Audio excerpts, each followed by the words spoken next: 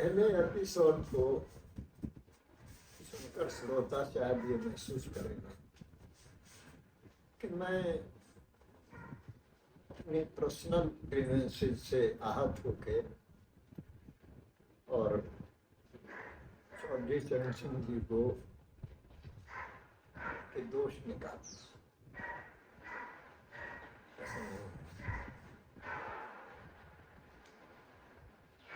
बावजूद इन सब एट्रोसिटीज के जो उनके द्वारा मेरे साथ हुई, मैं उनका सम्मान ईश्वर के बाद दूसरे नंबर पर, और इसका कारण है मैंने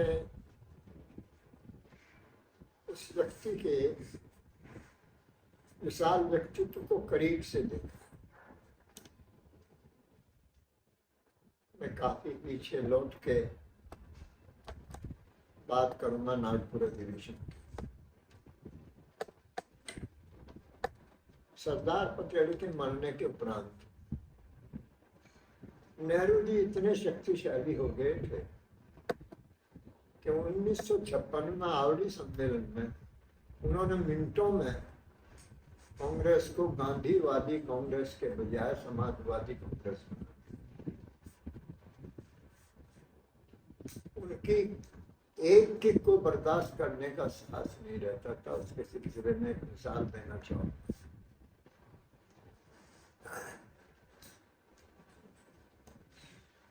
राष्ट्रभाषा के ऊपर भारत के कई मनीषी जिनका कद ईमानदारी से अगर परखा जाए तो चौधरी चरण सिंह से कम नहीं ऊंचा था। पुरुषोत्तम दास टंडन, जयप्रकाश नारायण, राम मनोहर लोहिया आदि कई व्यक्ति राष्ट्रभाषा पर बात करने के लिए उनसे गए, उनके पास गए और उन्होंने कहा कांग्रेस के हर अधिवेशन में हम ये बात दोहराते रहे हैं कि हमारी मातृभाषा हिंदी राष्ट्रभाषा होगी। तो कितना निर्ममता पूर्वक उन्होंने उनके प्रस्ताव को स्वीकारा। ये शब्द भी कुछ लोग ये कहेंगे कि नेहरू से खुन्नस निकालता। उन्होंने कहा कि टंडन जी,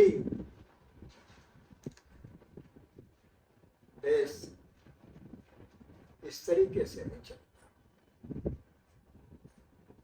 देश को चलाने के लिए कुछ और चीजों की आवश्यकता होती है जिनको मैं इम्प्लीमेंट करना चाहता हूँ, वो इम्प्लीमेंट करूंगा।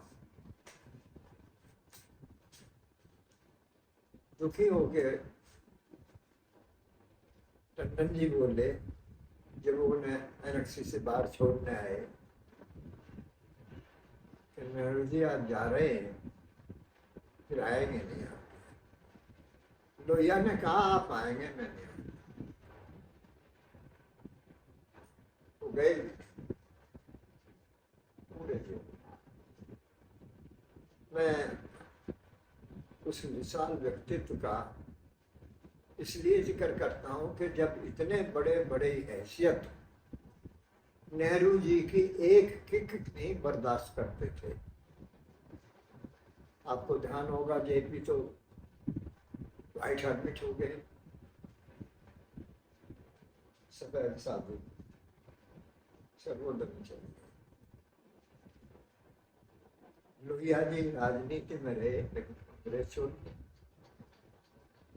टंडन जी ने फिर नाम भी नहीं लिया राष्ट्रभाषा।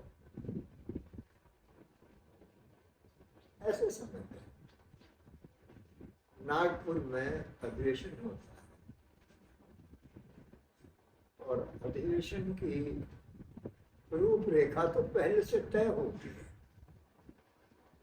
पहले उस पर पार्लियामेंट्री बोर्ड निर्णय करता है, उस पर महासमिति निर्णय करती है, फिर कार्यकारिणी निर्णय करती है। उसके बाद वो ओपन सेशन में रखा जाता है, वो मात्र औपचारिकता होती है। जिस नेहरू ने 1 घंटा डिबेट में देश को गांधीवादी व्यवस्था से हटा के और समाजवादी बना दिया, उस व्यक्ति के सामने सहकारी खेती के ऊपर एक प्रस्ताव लाए। वो सहकारी खेती, हिंदी में ट्रांसलेशन उसका ये है, सहकारी खेती अविलंब लागू की जाए।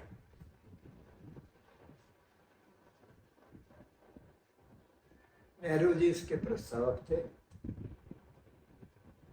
बाकी हिंदुस्तान का कोई नेता नहीं बचा जिसने उसका अनुमोदन न किया। ऐसे में चूंकि मैं यूथ कांग्रेस का रिप्रेजेंटेटिव था और तुम्हारे बाबा जी, बड़े बाबा जी चौधरी सिंह, वो मेरठ कांग्रेस के प्रतिनिधि के रूप में गए थे, तो उन्हें पहले से वो आते जाते रहे थे, तो उन्हें पता था। तो उन्होंने मुझे डी सर्किल के बिल्कुल बाहर की तरफ बैठा दिया और फिर मतलब थोड़ा फासला रह जाता है, हर आवाज सुनती है। ये सोच के जवान लड़का है, गर्मी बहुत थी और वैसे भी नागपुर में गर्मी काफी होती, हालांकि सीजन गर्म नहीं था लेकिन गर्मी होती है। तो उमाशंकर दीक्षित ने कहा कि सारी औपचारिकताएं पूरी हो चुकी हैं, सब लोग बोल चुके हैं, अब तो महज एक औपचारिकता बाकी है, इस पर वोट कास्ट करा लिया। देवर ने कहा कि उत्तर प्रदेश के मैं उत्तर प्रदेश से मिस्टर चरण सिंह रेवेन्यू मिनिस्टर का संशोधन है। मैं यहाँ इस बात को रोक के ये बताना नहीं भूलूंगा कि उत्तर प्रदेश के मिनिस्टर की सेंट्रल गवर्नमेंट के मिनिस्टर के सामने औकात क्या है। मिर्जा जी ब्रॉडकास्टिंग के मिनिस्टर थे और हमारे पड़ोसी गांव के रहने वाले एसपी सिंह, जो सूर्यमल संस्थान में जिन्होंने बहुत काम किया, बड़ी सेवाएं दी हैं, उसको बहुत आगे पहुंचा है, वो उनके पीए बसते हैं। तो वहाँ बैठे थे, बात कर रहे थे उनसे। नरेंद्र सिंह कुर्मी कानपुर के रहने वाले, पहले लोकदल में थे, वो कांग्रेस में चले गए। उनका कार्ड आया, लाइट जल गई, देखने लगे लाइट जलती है। 3-4 बार वो आया, मेरे मुंह से निकल गया, मानी अच्छा आदमी है, हमारा दोस्त है, मिल लो। मिर्जा जी बोले, मिस्टर जयपाल सिंह, हम आपसे घंटा भर से मुफ्त में बात कर रहे हैं, लेकिन इसके माने ये नहीं कि हमारे प्राइवेट मामला में भी आप दखल दें। अरे यूपी का एक मिनिस्टर आया, उसको उसकी हैसियत जानने दो, इंतजार कर लो उसका। ये हैसियत उत्तर प्रदेश के मिनिस्टर। ऐसे में चरण सिंह ने संशोधन पर बोलना शुरू किया। मुझे ठीक से याद है कि 15 मिनट उनको दिए, 14 मिनट बोलने के बाद बजर बजा उपसंहार के लिए,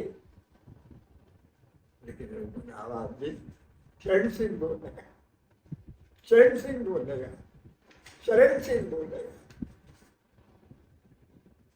समय बढ़ता रहा और उनका भाषण निरंतर चलता रहा। संशोधन स्वीकार हुआ। चरण सिंह का संशोधन था कि सहकारी खेती किसान की स्वेच्छा से लाई जाए। संशोधन स्वीकार हो गया। कोई बड़े दिल का आदमी होता तो गले से लगा देता। लेकिन नेहरू जी कितने नैरो माइंडेड आदमी थे, इसकी एक बात भी आपको कहना चाहूँ। चौधरी चरण सिंह ट्रेन से आए, लखनऊ ट्रेन में बैठे और वहां से उन्होंने भाई ढेबर का पैगाम पहले आ गया भैया से कि पंडित जवाहरलाल नेहरू चाहते हैं कि जो सिरफिरे लोग सहकारी खेती जैसे प्रगतिशील कदमों पर विश्वास नहीं करते, उनको कांग्रेस की जिम्मेदारी के प्रभाव से बचना चाहिए।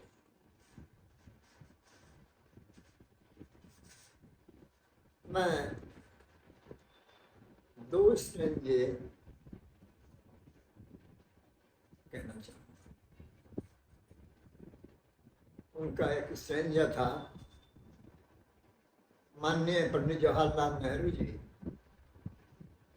निसंदेह आपकी कुर्बानियों के हम सब लोग कायल हैं। निसंदेह आप देश की गरीबी को दूर करना चाहते हैं, लेकिन जिन कम्युनिस्ट मुल्कों की नकल करके आप सहकारी खेती लागू करना चाहते हैं, मेरा दावा है कि अगले 50 साल में लगेंगे लोग भूखे मर जाएंगे। 1959 की बात है, 1989 में रूस गल्ला मांगने के लिए चला गया अमेरिका के पास। ये उनके विशाल व्यक्तित्व की बात बता। दिल्ली में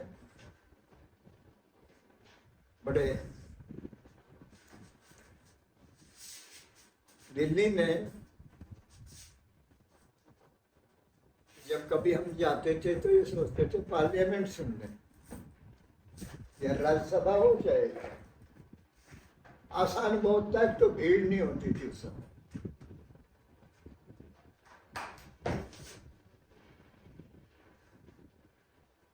पार्लियामेंट के आदमी से, पार्लियामेंट के मेंबर से पास दिया और बस वो वहां गए खिड़की पर, उसने पास इश्यू कर दिया। दर्शक दीर्घा में बहुत थोड़े लोग होते थे, बहुत थोड़े लोग। और आप जानते हैं कि रशिया में जब कम्यून पद्धति अख्तियार की गई और चाइना में, तो क्या हुआ?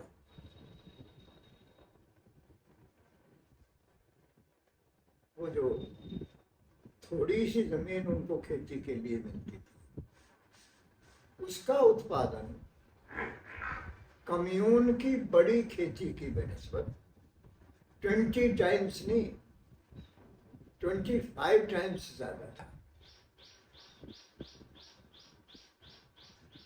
और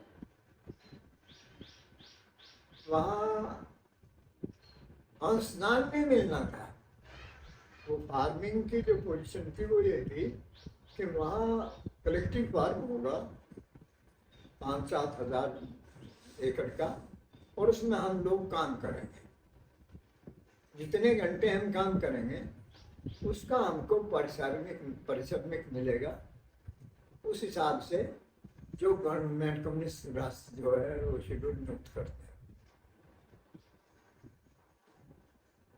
लेकिन वो जो धन वहाँ पैदा होगा, उसके जो मार्जिन होंगे, उस मुनाफे में हमारा कोई हिस्सा नहीं,